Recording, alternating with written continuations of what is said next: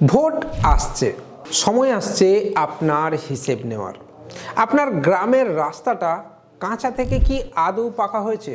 এখনও হাতে এক মুঠো মাটি তোলা যায়, হয়তো এমনই রাস্তার অবস্থা। অথবা আগে যে পিচটা পড়েছিল বা ঢালাইটা হয়েছিল সেটা ভেঙে চুরমার হয়ে গেছে।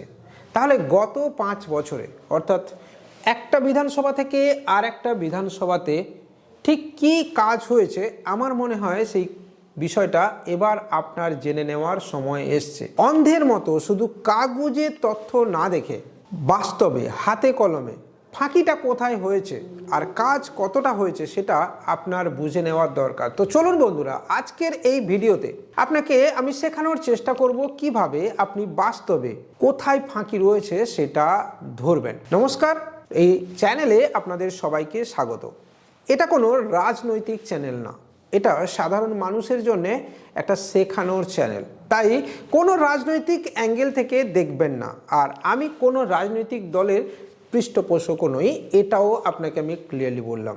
আমি একজন ভারতবর্ষের নাগরিক, তাই বলার অধিকার আমার রয়েছে।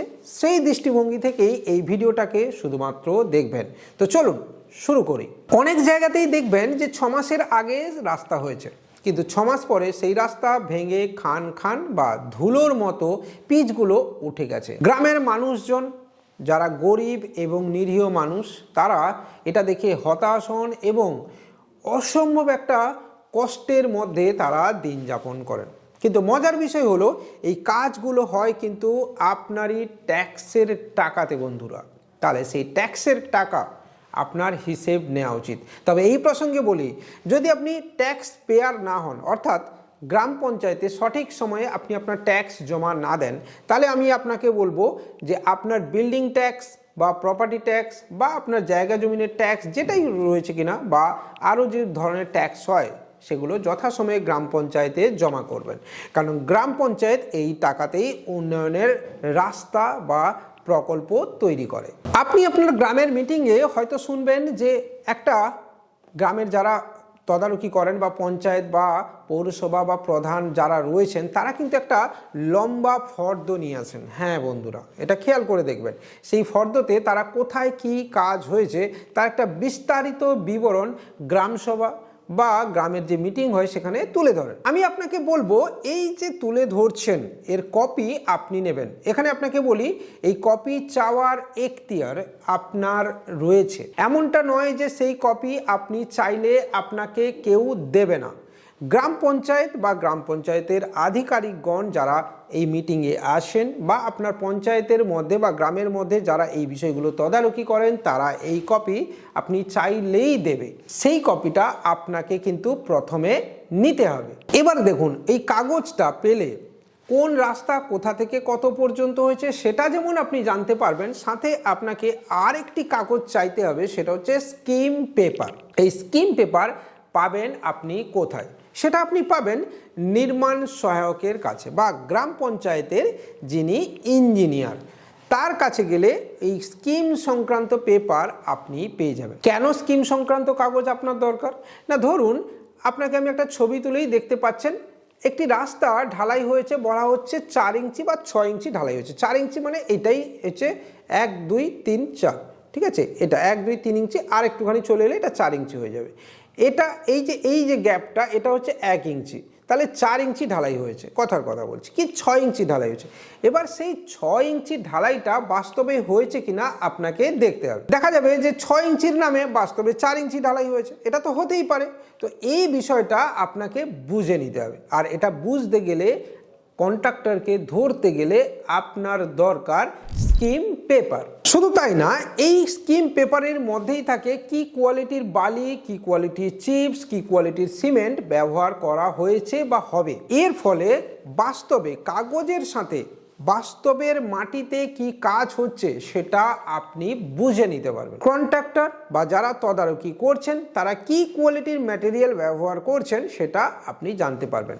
কিন্তু বন্ধুরা, একটা সত্যি কথা বলি, সমস্যা কোথায় জানেন? সমস্যা হলো আমরা সাধারণ মানুষরা এই এই যে প্রক্রিয়াটা, এই প্রক্রিয়া থেকে নিজেকে দূরে সরিয়ে রাখি। হ্যাঁ, আমরা কিন্তু এর মধ্যে ইনভলভ হতেই চাই না, বরং উল্টোটা করি, নিজেকে দূরে সরিয়ে রেখে অন্য একজনের উপরে দায়িত্ব দিই এবং লোকের নামে দোষারোপ বা আলতু ফালতু বকে চলি। কিন্তু আমি বলবো সময় এসেছে আপনার এগুলো দেখার। শুধুমাত্র ভোট বাক্সে গিয়ে ভোট দেওয়াই আপনার কাজ নয়, এই ছোট ছোট বিষয়গুলো বা সামাজিক দায়িত্ব কর্তব্যগুলো পালন করাও আপনার একটা দায়িত্বের মধ্যে পড়ে।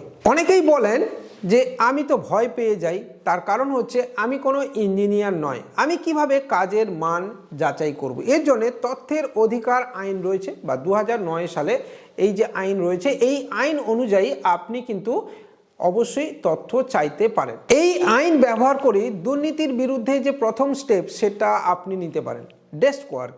এটা থেকেই আপনি করতে পারেন। অর্থাৎ কি না, কাগজে প্রস্তুতি।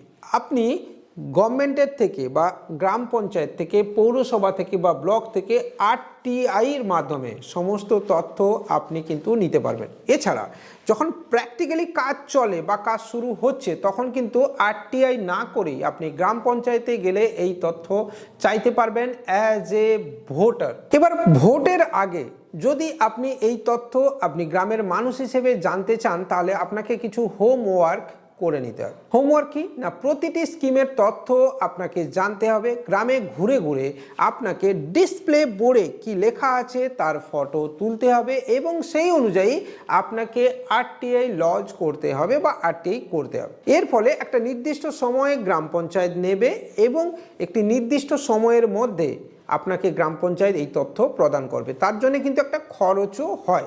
সবচেয়ে বড় বিষয়, আপনি যে আরটিআই করবেন, গ্রাম পঞ্চায়েতে যে বিল জমা পড়েছে, অর্থাৎ ঠিকাদার যে ভাউচার জমা করেছে, যে বিল পাস হয়েছে, যে স্কিম অ্যালটমেন্ট হয়েছিল এবং যে স্কিম পেপার বা ভেটেড অ্যামাউন্ট বা এস্টিমেটেড অ্যামাউন্ট কত, তার কপি আপনি কিন্তু নিতে ভুলবেন না। এতে করে আপনি কাগজ আর বাস্তবের ফারাকটা কিন্তু দেখতে পাবেন। শুধু তাই নয় বন্ধুরা, কোন ঠিকাদারকে ওয়ার্ক অর্ডার দেওয়া হয়েছে, কতদিনের মধ্যে কাজ শেষ করতে বলা হয়েছে, কিভাবে কাজ হবে, তার জন্য ওয়ার্ক অর্ডারের কপি নেওয়াটা কিন্তু বাধ্যতামূলক। আপনি আরটিআইয়ের মাধ্যমে সেই ওয়ার্ক অর্ডারের কপি কিন্তু আপনি এখন চাইতে পারেন। এবার প্রশ্ন হলো যে আমি তথ্যের এই অধিকার আইনে আমি আবেদন করব কি করে। সেক্ষেত্রে আপনি ফর্ম ক আপনাকে ফিল আপ করতে হবে এবং গ্রাম পঞ্চায়েতের যিনি আধিকারিক রয়েছেন, এক্সিকিউটিভ অ্যাসিস্ট্যান্ট অথবা সেক্রেটারি সাহেব অথবা প্রধান সাহেব বা সাহেবার কাছে আপনি এটা আবেদন করবেন। এক্ষেত্রে ম্যাক্সিমাম ক্ষেত্রে কিন্তু এক্সিকিউটিভ অ্যাসিস্ট্যান্ট অথবা সেক্রেটারি সাহেব এই কাজের তত্ত্বাবধান করেন। 20টি ওয়ার্কিং ডে অর্থাৎ 20টা কাজের দিনের মধ্যে এই তথ্য গ্রাম পঞ্চায়েত আপনার হাতে তুলে দিতে বাধ্য। তবে কোনো কোনো ক্ষেত্রে যদি সময় বেশি লাগে বা 30 দিন লাগে, সেক্ষেত্রে আপনাকে বলে দেওয়া হয় যে এই কাজের জন্য একটু সময় বেশি লাগতে পারে। সেক্ষেত্রে কোনো প্রবলেম নেই, আপনি ধৈর্য ধরে অপেক্ষা করবেন এবং আপনি যে আবেদন করলেন তার রিসিভ কপি গ্রাম পঞ্চায়েতের যে আধিকারিক নিচ্ছেন তার থেকে নিতে আপনি ভুলবেন না। এবার পালা আপনার 20 থেকে 30 দিন ওয়েট করার। এরপরে আপনি যে যে কাগজ চেয়েছেন সেগুলি সম্পূর্ণ আপনি হাতে পেয়েছেন কিনা লিস্ট দেখে মিলিয়ে নেবেন। আর এবার যদি আপনি সেই তথ্য হাতে পেয়ে গেছেন, তাহলে আমি বলবো সময় এসেছে বাস্তব খতিয়ে দেখার। এবার যে যে ডিসপ্লে বোর্ডের ফটো আপনি তুলেছেন এবং যে যে রাস্তা বা যে যে স্কিম আপনি ওখানে উল্লেখ করেছেন, সেই স্কিমে আপনি এবার ভিজিট করুন। আপনি সিম্পলি সেগুলোকে ভিজিট করে রাস্তার লেন্থ, যে উচ্চতা বা হাইট যেটা ঢালাই হয়েছে, যেটা আপনার চোখের সামনে ভিজিবল, সেটা আপনি মাপ নিন এবং সাথে ডিসপ্লে বোর্ডে মনে রাখবেন এই ডিসপ্লে বোর্ড একটি গুরুত্বপূর্ণ টপিক।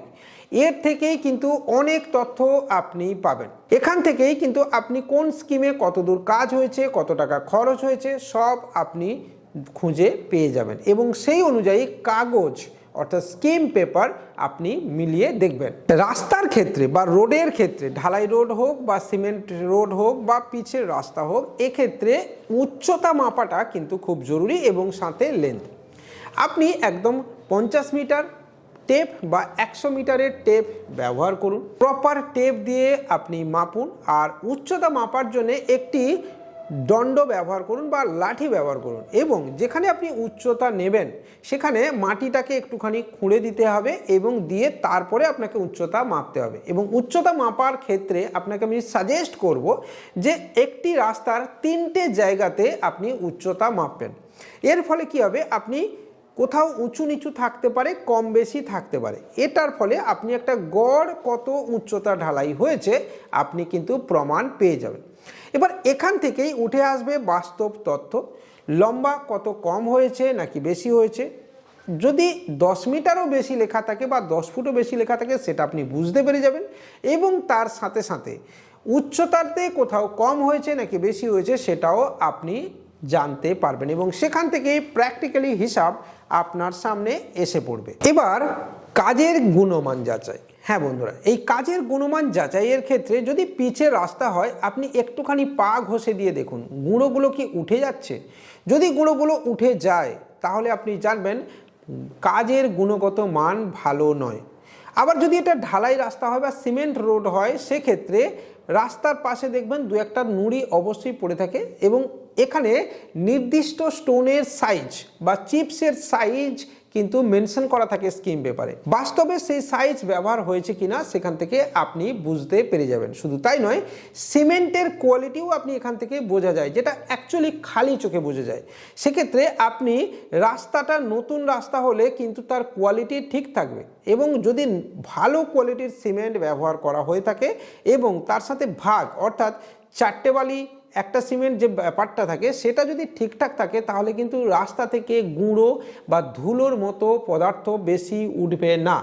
যদি এভাবে কন্টিনিউয়াস বেসিসে ধুলো বা গুঁড়ো উঠতে থাকে, তাহলে বালির মতো ধুলো উঠতে থাকে, তাহলে আপনি জানবেন যে রাস্তার কাজের কোয়ালিটিতে গন্ডগোল আছে। ঠিক আছে, যেটা আপনি খালি চোখে কিন্তু পর্যবেক্ষণ করতে পারবেন। এবার যদি আপনি চাইছেন যে এগুলোর একটা প্রুফ নিতে, তাহলে আমি আপনাকে সাজেস্ট করব প্রতিটি কাজের ক্ষেত্রে আপনি যে কাজ করছেন তার একটা প্রপার ভিডিওগ্রাফি বা ভিডিও রেকর্ডিং আপনি রাখবেন।